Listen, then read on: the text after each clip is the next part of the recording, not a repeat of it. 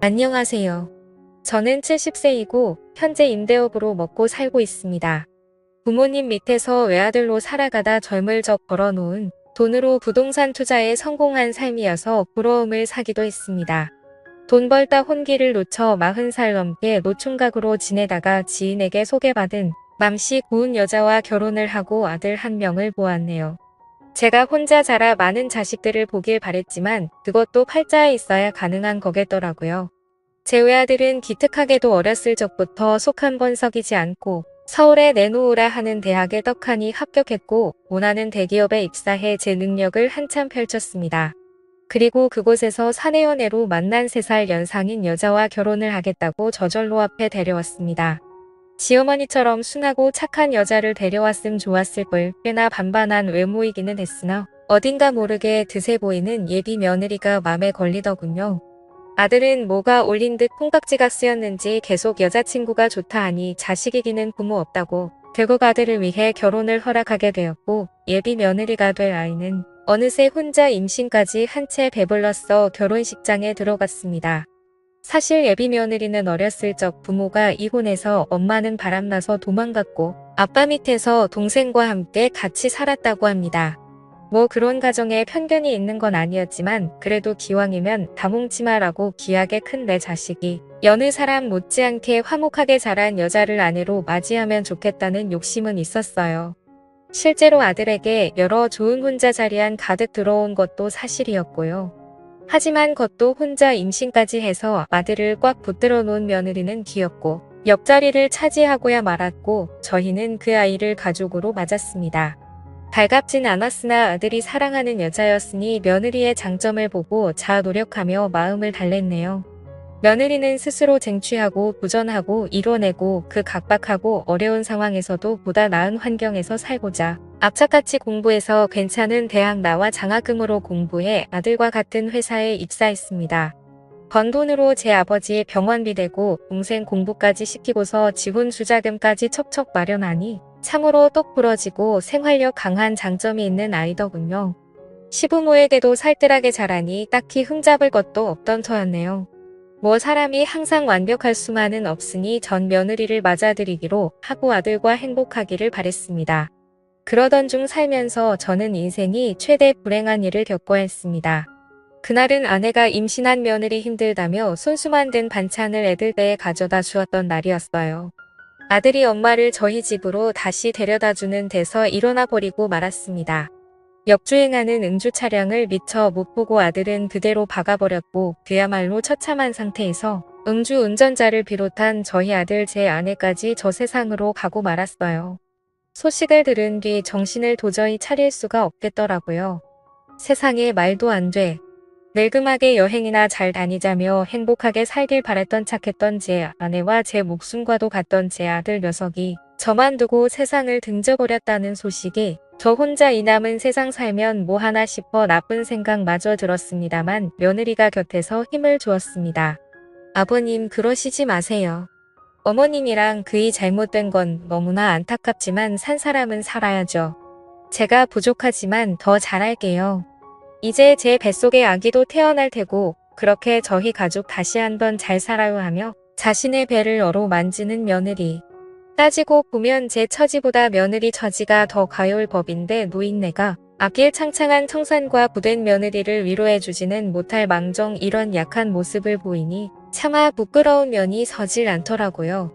미안하다 아가 아버지가 내 마음 헤아리지 못하고 그저 내 생각만 했구나.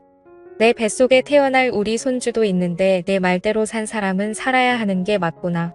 아버지가 앞으로 단단히 마음먹고 우리 손주 봐서라도 못다한 사람 못가지 잘 살자꾸나 하며 며느리와 서로 다독여주기도 했네요. 며느리는 얼마 안 가 출산을 했지만 며느리 곁에 있는 사람은 오직 저밖에 없었습니다. 출산하는 그 희망 순간마저 제 안 사람도 아들도 아무도 없다는 게 참으로 서글프더이다. 며느리와 저는 호를던 신인 상태에서 서로를 의지하며 손주와 인사를 했고 제 손주 녀석은 태어날 때부터 아비 얼굴조차 보지 못한 가엾은 신세가 되었습니다. 저는 손주를 아들만큼 어업이어 겨 며느리에게 넉넉하게 생활비를 주며 어디 밖으로 일할 생각하지 말고 오직 손주 녀석만 신경 쓰고 잘 키우라 했습니다. 처음에는 괜찮다며 제 아이니 제가 복직해서 돈 벌어 아들 교육시키겠다 했지만 그래도 어디 그런가요? 제가 없는 사람도 아니고 건물 임대로 웬만한 잘 나가는 월급쟁이 분급 이상 나오는데 저는 손주와 딱 한 며느리를 위해서 아낌없이 내주었습니다.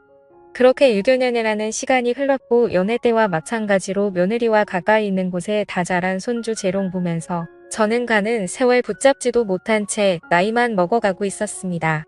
며느리는 직장에 복귀하게 되었고 가까운 데 사는 제가 손주를 데리고 와 항상 저희 집에서 시간을 보내곤 식사 후 집으로 가곤 했습니다. 제가 사는 이유는 자라나면서 아들을 빼닮아가는 손주를 보는 일이었고 아들 어렸을 적과 제 안사람과 행복했을 적을 그리며 추억에 의지한 채 그저 눈 감을 날만에 기다리고 있었네요. 그러던 중 제게 들어오는 여자분이 있었습니다. 손주 유치원 같이 다니는 같은 반 아이 할머니였는데 와버린 자식을 대신해서 손녀딸을 봐주고 있는 사람이었어요. 그저 오다가다 인사하다가 이내 말 붙이는 사이로 그러다 차 마시고 식사하니 저희는 어느새 좋은 친구가 되었습니다. 정시라서 제가 정여사님이라고 불렀는데 우리 눈 감은 안사람처럼 참으로 착하고 순박한 그런 사람이었어요. 지난 아픔을 가슴에 묻은 한마늘 세월 술 한잔하며 털어놓았더니 정여사님도 속에 있는 말을 털어놓으시더라고요. 그러셨군요. 참 자식 먼저 보낸 부모 심정은 말로 다 못다 하죠. 제 팔자도 어찌나 사나운지 남편 먼저 몹쓸병으로 잃고 막내딸마저 사고사로 잃었는데 어찌나 죽지 못해 사는 목숨인지요. 얼마나 그간 힘든 삶을 사셨겠어요. 누구보다 그 심정 이해합니다. 라며 서로 자식 잃은 마음을 위로해주기도 했습니다. 절대 한 사람 아니면 제 곁을 내어줄 수 없다 여겼는데 정이라는 게 참으로 무서워 마음이 열리더라고요. 가끔 저희 집에 와서 식사를 챙겨주기도 하고 집안 청소를 해주며 제 말 동무를 해주었는데 어찌나 말을 곱게 하는지 젊은 청춘 마냥 막 설레거나 하진 않았지만 함께하는 시간은 참으로 즐거웠습니다. 저희는 친구 관계로 넘어 남녀로서 호감이 생겼고 점차 가까워져 요즘 사람 말로 여자친구 남자친구이지 않은 연인 사이가 되었답니다. 그런데 어느 날 미처 염두에 두지 못했던 일이 생기고 말았어요. 아버님 저 왔어요. 외근 중에 잠시 근처에 왔다가 들렸는데 저희 승준이 유치원에 잘 다녀왔어요. 라고 웃으며 들어오는데 그때 하필 제 집에서 정여사와 그 손녀딸이 함께 시간을 보내고 있었고 정여사님은 익숙한 앞치마 차림으로 부엌에서 뭐를 한창 만들고 있었습니다. 당황스러워하는 며느리 앞에서 저는 떠든거리며 정여사님을 소개했습니다. 며느라 인사하거라 우리 손주랑 같은 반 아이 할머니란다. 라고 인사를 하니 며느리 순간 새해지다 능청스럽게 웃으며 반갑게 정여사님을 맞아주었습니다. 민가 골치가 아파지더라고요. 며느리가 드션년이 있었으나 생각이 깊어 이해해주려니 싶기도 했지만 마음이 썩 편하지 않은 건 사실이었습니다. 며느리는 정여사님을 보낸 후 평소처럼 손주 녀석을 데려갔고 다음 날도 그 다음 날도 정여사님에 관해 어떤 것도 묻지 않은 채 흘려보냈습니다. 폭풍전야로 저는 며느리의 눈치를 보며 정여사님을 숨어서 만나는 꼴이 되어버렸고 다행히 정여사님은 제 입장을 이해해 주셨는지 서운한 내색을 굳이 드러내진 않더라고요. 그런데 며느리가 어느 날 어떤 여성분을 제 앞에 데려왔습니다. 아버님 서로 인사드리세요. 이분은 저희 친척분 지인이신 한 여사님이세요. 음식 솜씨도 좋고 집안일도 깔끔하게 잘하셔서 아무래도 아버님께 필요하신 분 같아 모시고 왔어요. 월급은 제가 알아서 드릴 테니 걱정 마시고 편안하게 지내세요. 한여사라 하는 여자분은 두툼한 화장에 세련된 염색된 머리를 하고 전게 차려입고 왔더라고요. 이미 정여사님께서 가끔 와서 집안일을 도와주던 터이기도 했고 불편하기도 해 저는 좋은 말로 거절했습니다. 허나 며느리 끝까지 제 말은 듣지도 않은 채 계속 이분이 집안일을 해주면 좋겠다고 하는데 막무가내 식으로 나오는 며느리의 두 손도 발 들어버렸네요. 아니나 다를까 한여사가 오고 나선 정여사님은 집에 자연스레 발길 이뜸하게 되어버렸고 그 틈을 타 한여사는 제게 다가오기 시작했습니다. 늙음하게 여자복이 터졌는지 한두 번 피하고 거절하니 한여사는 자존심이 상했는지 노골적으로 저를 유혹했습니다. 오늘 저 집에 안 들어가도 돼요. 제가 얼마 전 와인 한 병을 선물로 받았는데 향기가 아주 그윽하더라고요. 저랑 괜찮으면 한 잔 부딪혀요. 라며 제게 잔을 내밀었고 저는 여러 번 괜찮다 사염이 있지만 밀어붙이다시피 해 억지로 주는 와인 한 잔을 마신 후 정신 못 차린 채 그대로 골아떨어져 버리고 말았습니다. 그 다음날 깨나 보니 깔끔하게 정돈된 방에 어느 때와 똑같은 아침을 맞아 전 안도를 하며 숨을 쉬었고 날이 밝을 때 손주를 유치원에 데려다 주며 정 여사님과 마주쳤는데 정 여사님이 어느 때와 다르게 제게 비속고친 말씀을 하시더라고요. 승준 할아버지가 저 말고 댁에 계신 분이랑 그런 관계인 줄 몰랐네요. 그렇게 여러 여자를 거느리시는데 소질 있으신 분이신 줄 몰랐어요. 진짜 부끄러운 줄도 모르고 실망이네요. 라며 말씀을 하시곤 제 곁을 지나가시는데 이게 다 뭔가 싶었습니다. 다 오해라며 전 집에 있는 사람하고 아무 관계도 아니고 그 댁은 며느리가 데리고 온 친척의 지인분이고 단지 우리 집에 집안일 도와주시러 오신 분이다라고 설명했으나 감정에 앞서는 정 여사님께는 씨알도 안 먹히는 얘기였습니다. 정 여사님하고 멀어지자 그 틈을 이용해 집에 있던 한 여사는 제 마음에 들기 위해 꽃단장을 하고서 찾아와 말동무도 해주고 집안일도 깨끗하게 쳐주고 정 여사님이 제게 했던 일로서 제 마음을 사로잡으려 했습니다. 게다가 벼랑간 며느리까지 등장해 꽃다갈과 봉투를 내밀더라고요. 어머, 두 분 너무 잘 어울리세요. 그렇잖아도 제가 공연 티켓을 선물 받은 게 있는데 저 혼자 가기는 뭐 하던 참이었거든요. 요새 잘 나가는 트로트 가수 공연이니 두 분이서 오붓하게 잘 다녀오시고 분위기 좋은 호텔 디너 뷔페 티켓도 함께 넣었으니 좋은 시간 보내시고 오세요. 라며 며느리까지 지원 사격을 해주니 배뜸 흘러가는 상황을 보아하니 며느리가 손을 썼는지 이런 상황을 다 염두에 두고 계획한 것 같더라고요. 워낙 영리하고 빠삭한 아이니 애써 저에 의해 그랬다고만 생각하려 했습니다. 뭐 사실 저 역시 정 여사가 그렇게 나오니 막상 실망스러움을 한 여사를 굳이 피하려 하진 않았지만 사람이 알면 알아갈수록 보관이 명관이다라는 말처럼 교양도 지식도 풍기는 외모의 분위기도 여러모로 정 여사님을 대신할 수 없겠더군요. 오히려 한 여사를 통해 정 여사님에 대한 제 마음이 확고하게 자리잡음을 느꼈고 저는 용기 내어 다시 한번 정 여사한테 다가가기로 했습니다. 저는 한 여사의 감시를 피해 몰래 정 여사님을 놀이터 뒤편으로 불러내었고 그간 구구절절 심정을 쏟아내며 제 진심을 전해주었어요. 그러자 정 여사도 어쩔 줄 모르고 서 귀엽고 여린 맘에 눈물을 훔치더라고요. 저도 실은 승준 할아버지가 보고 싶고 그립고 했어요. 제가 왜 그렇게 퍼부었나 반정도 많이 했고요. 하지만 생각할수록 제가 다가설 자리는 없는 것 같아 제 맘을 정리하기로 했습니다. 아무리 우리가 인생을 산 세월이 많다 한들 이해할 부분이 있고 도저히 이해가 안 되는 부분도 있잖아요 라고 말을 하면서 제게 휴대폰 사진을 주섬주섬 찾아 보여주더라고요. 그런데 이게 웬일인가요? 저는 휴대폰 사진을 보고 그야말로 숨이 턱 막히는 기분을 느꼈습니다. 그 사진은 바로 저와 한 여사가 한 이불을 덮고 자고 있는 모습이었어요. 그 사진이 정 여사님께 전송이 되었다는 겁니다. 저게 언제인지 생각해보니 아무래도 그때 한 여사가 제게 줬던 와인을 마시고 잠시 잠들었던 그날 같았어요. 학렬이 치받는 게 나 모르게 이런 일을 저지른 한 여사를 도저히 가만둘 수 없겠더라고요. 모종의 음모가 도사리고 있다. 여긴 저는 당장에 한 여사가 있는 집으로 들어가려 하는데 어쩐 일로 저 멀리서 며느리 차처럼 보이는 차량이 보였습니다. 평일이라 당연히 회사에 갔을 줄만 알았던 며느리는 연차를 낸 건지 어쩐 건지 가까이 다가가 보니 옆에 익숙한 얼굴의 한 여사와 얘기를 나누고 있었네요. 헌데 그 둘이 하는 얘기가 윈가 심상치 않았습니다. 야, 나 도저히 못하겠다. 저놈의 빡빡한 영감탱이 하나부터 열까지 다 맞춰주는데도 넘어올 기미가 단일도 없어. 저런 별볼일 없는 퉁퉁한 여인네랑 이런 신랑이 하는 것도 자존심 상할 판국에 일단 대접받아야겠니? 하며 더운 듯 부채질을 하고 있는 한 여사. 삐축하게 노려보며 며느리가 입술을 깨물며 대꾸하더군요. 그래서 지금 재산 50억을 그 별볼일 없는 퉁퉁한 여인네한테 뺏기겠다고. 엄마 우리 아빠 돈 못 번다고 그놈의 돈 쫓아서 남편 자식 버리고 같이 일했던 사장놈하고 도망간 거 아니었어? 이렇게 돈 좋아하는 양반이 50억을 눈앞에 두고 포기하겠다고. 시아버지가 엄마한테 안 넘어올까봐 자신 없어진 건 아니고. 엄마 이게 대체 무슨 소리야? 분명 며느리가 한 여사한테 불렀는데 며느리는 어렸을 때 어머니가 바람나 집 나갔다고 했는데 그 엄마가 바로 한 여사라는 말입니까? 비틀거리며 거의 쓰러지기 직전이었던 전 금수만도 못한 모녀의 대화를 마저 들었습니다. 며느리의 말에 분이 일했던 한 여사는 눈알이 뒤집힐 정도로 소리를 지르더군요. 자신이 없어. 너 어따 그 여자와 날 비교하는 건데.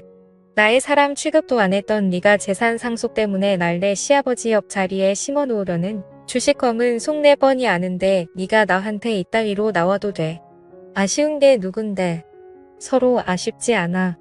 엄마는 시아버지 곁에서 받을 호감까지 생각하면 나한테 저래도 모자랄 판이야. 시아버지 저 세상 가고 나면 남은 재산 반반씩 나누기로 했으면 잘해야지. 50억이 거저 떨어지는 줄 알아. 죽 써서 정여사인지 뭔지 그 여자 주기 싫음 제대로 좀 하자고. 라고 얘기하더라고요. 그 소리를 듣는데 얼마나 손발이 부들부들 떨리던지. 손주를 봐서 그간 믿고 있었던 며느리한테 뒤통수 제대로 맞았던 저는 모든 진실을 안 이상 더 이상 가만히 있을 수 없었습니다. 떨리는 손을 가다듬고 애써 재전담 변호사한테 전화를 넣으려던 찰나 그때 한 여사가 며느리한테 찍소리도 못하고 씩씩거리며 나오더군요. 어머 깜짝이야. 아니 세상에 왜 여기 있어요? 설마 지금 여기서 우리 얘기가 엿들은 거예요? 어머 기가 막혀. 기가 막힐 노릇을 당한 게 누군데 그 배치 같은 여자는 저를 보더니 오히려 자기가 기가 막히다며 황당하다는 얼굴을 하고 있는데 지 엄마 얘기를 듣던 며느리는 단 걸음에 달려와 경악하며 어머님. 이게 어떻게 된 거냐면요. 말을 주춤거리자 저는 며느리를 붙잡고 흔들며 배신감에 치르던 채 절규했습니다. 며느리는 한동안 가만히 제게 당하고만 있다가 기왕지사 엎어진 일 갈 때까지 가보자란 심경으로 절부리치며 뻔뻔한 자태로 내지르더군요. 내가 부끄럽긴 뭐가 부끄러워요. 어머님이랑 우리 그 애한테 부끄러운 건 아버님 아니에요. 시어머니 밖에 없으셨던 분께서 이제 와서 무슨 부귀영화를 누리겠다고 그런 여자랑 재혼을 할 생각을 하시냐고요. 그럼 우리 아들이랑 저는요. 낙동강 오리알대라고요. 그 여자네 자식들은 이미 아버님이랑 지내 엄마랑 결혼하는 줄 알고 아버님 건물주인 거 알고 아주 신났던데. 그럼 며느리인 저와 제 아들은 어떻게 되는 건데요? 제가 뭐 때문에 여태까지 재혼 안 하고 아버님 곁에 있었던 노고가 몇 년인 줄 아세요? 그걸 유일한 핏줄인 우리 승준이만 물려받을 수 있는 아버님 재산을 그거를 그 여자와 나눠야 한다고요. 절대 있을 수도 없고 있어서도 안 될 일이에요. 저도 다 살자고 우리 아들 지키보자 했던 거라고요. 라고 끝까지 저 잘났다고 우리 손주 핑계만 대니 저는 며느리를 쳐내며 그 더러운 입으로 우리 손주 핑계 대지 말고 미사리 사육을 위해 우리 손주까지 이용하지 이제 우리 인연은 여기까지구나. 내 너를 기특하게 생각하고 내 자식처럼 보듬어 주려고 했는데 이런 무서운 짓거리를 꾸민 너하고는 도저히 가족으로 살 수가 없겠구나. 당장 내 곁에서 사라지고 앞으로 평생 보는 일 없으면 좋겠구나. 라고 하니 며느리는 극단적인 상황에 치닫자 울음이 나오는 걸 간신히 약문채 저를 붙잡고 선 그럼 승준이는요. 승준이도 다신 안 볼 생각인 거예요. 라고 해서 저는 한숨을 깊이 쉬고 그 어느 때보다 냉정한 결단을 내렸습니다. 승준이가 우리 손주인 건 맞지만 승준이가 내 아들로 사는 이상 난 승준이도 절대 볼 수가 없겠구나. 내 손주이기 전에 내 끔찍한 핏줄도 섞인 아이니까. 라고 말하며 한치의 망설임 없이 뒤돌아섰습니다.